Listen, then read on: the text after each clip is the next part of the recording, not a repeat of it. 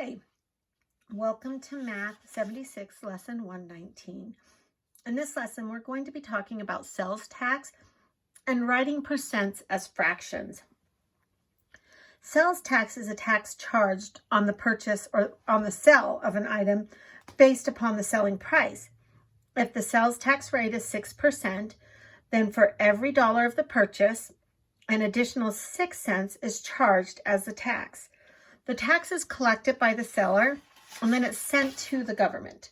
To calculate sales tax on a purchase, we multiply the purchase price by the tax rate and round to the product to the nearest cent. If the sales tax rate is 8%, what is the tax on an item with a price of $6.48? So we have $6.48, and we're going to multiply that by 8% in decimal form. So we always will convert the percent to a decimal. So we will multiply that by 0.08. We have 8 times 8 is 64. 8 times 4 is 32. We will add the 6, which will give us 38. 8 times 6 is 48 plus adding the 5, which gives us 51. And then we put our decimal.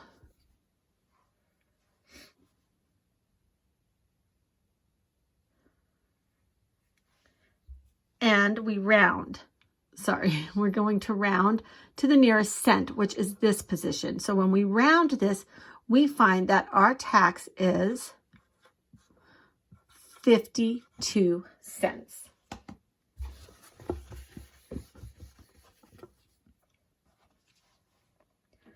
Now, what is the total cost of an $8.96 item plus 6% sales tax?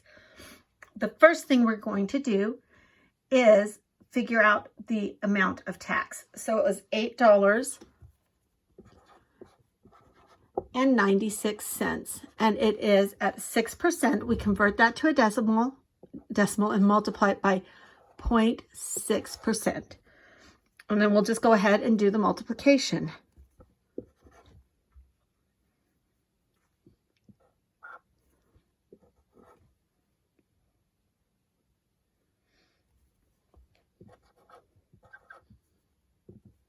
And then after we've done our multiplication, we are going to round to the nearest cent, which again is in the 100th position.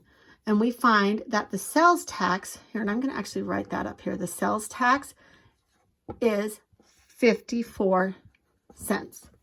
Now we want to take the sales tax and add it to the purchase price. So the purchase price is $8.96, and we are going to add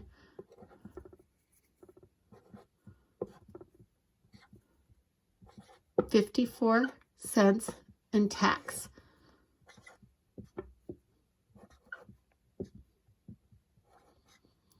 We find that the total of the purchase plus the tax is $9.50.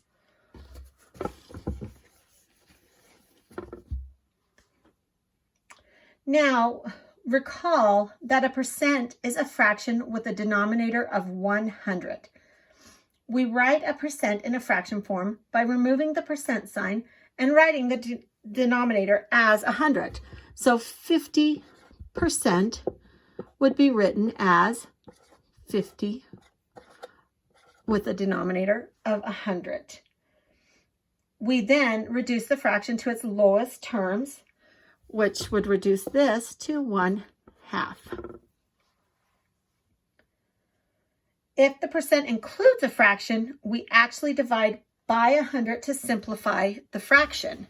So for instance, if we have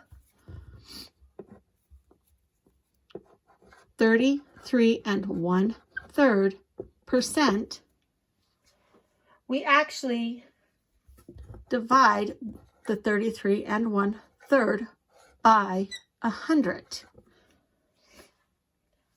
Now to do that, we would have 33 1/3 times 1/100, which actually becomes 100/3 times 1/100, and we find that this equals 1/3. So 33 1/3% equals 1/3. Let's try another one.